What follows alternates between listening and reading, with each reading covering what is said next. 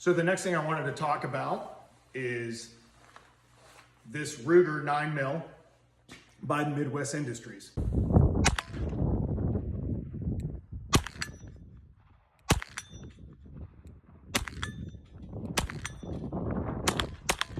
Right here has a mil-spec tube on it, so all your normal mil-spec stocks will work with this. This chassis is also available with a rail adapter so that it will allow you to use a folding stock such as the SIG MCX stock. It's machined with 6061 aluminum and it's hard coat anodized. It has numerous QD slots on it, so there's one on the bottom right here. There's one on the side and back here and both left and right hand side as well. And then of course you can run it off the QD cups that are in the Magpul CTR stock. So a combination between the rail and the chassis generally gives you enough real estate to mount the sling where you want to.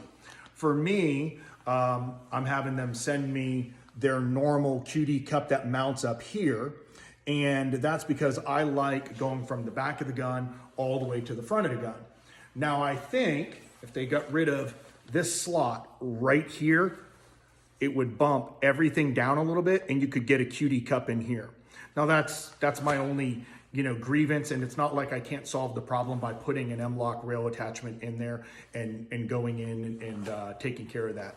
One of the things that you'll notice is that with this stock, the cheek height is based on you running factory sights. And the way the sights are configured, I really like. It reminds me almost of like a big African gun or one of those old school 12 gauges where I've seen them mount them up here before. There's just something that I like about this setup. So with this normal chassis and with this CTR stock the way it is right now, you can utilize the sights perfectly. Now, as you start to bump up an optic, that's going to change, but we also know that Magpul makes cheek risers, so you can bump this up just a little bit in the event that you go a little high in your optic mount. So there are a lot of options.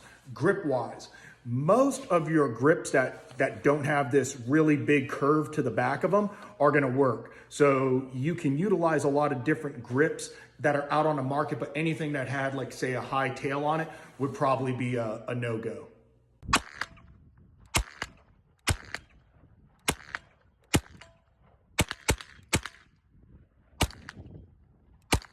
Moving on to the rail, you can see how many options there are for mounting solutions in regards to the M-LOK.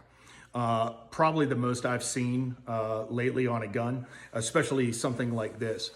This one utilizes Glock magazines, but they also sent me the adapter for M7P MAGS as well. And I was actually surprised how good the trigger was on this gun.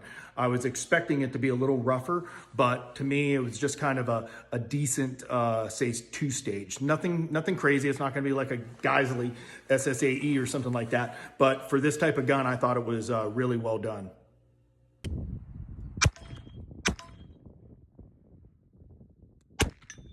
In regards to the chassis, they send you all the tools necessary for you to put this thing together, which is pretty simple, pretty easy for most guys that are more even mechanically inclined than I am, because I am certainly not. So a couple of their attributes: charging handle right here. They've got a big knurl on that side, so you can really get in there with gloved hands. And of course, Ruger made it to where it's ambidextrous as well, so you can switch it around. I'm just running the hollow set on this. It actually seems to be a really good fit for this style of gun. The rail comes in a couple different lengths. First length that is shown right here is 14 inches. It basically takes it right to the end of the muzzle. And then they do a 12-inch one that stops just a little bit shorter, so it shows just a little bit of barrel. So again, they've got two different rail style configurations. Just figure out which one works best for you. So when you look at all the attributes of this gun, you can really see that Midwest Industries took a really cool PC and then just jacked it up on Mountain Dew and steroids and turned it into this. So I think for those that really like this style of gun, you're really gonna like some of the enhancements that they have done with this particular PC. 150 to go.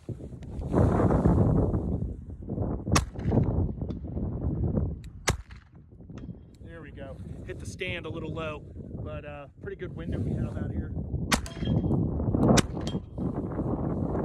Nice, it'll do it.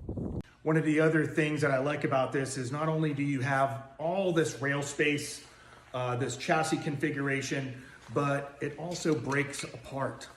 And this, for packability, this is really cool. This is one of the cool things that when Ruger started doing this on a 22, I'm really glad they brought this over into the 9mm PC community, because it allows you to bag this thing. And if you're having to go in and out of different places, it allows you to have a much smaller bag than if you were to walk in with this thing in a normal kind of configuration where it looks this big. Like, everybody knows what it is. So to be able to break this thing down and for Midwest Industries to do their workaround for this, I think is super cool.